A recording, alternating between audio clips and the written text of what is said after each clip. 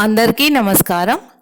Hockey దిగ్గజం ధ్యాన్ చంద్ జయంతిని జాతీయ క్రీడా దినోత్సవంగా జరుపుకుంటున్న సందర్భంగా ఒక 2 కైతికాలు.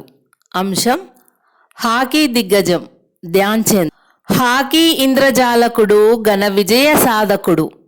హాకీ ఇంద్రజాలకుడు ఘన విజయ సాధకుడు. మంత్రముగ్ధులను చేసి ఒలింపిక్న మెరిసినతడు.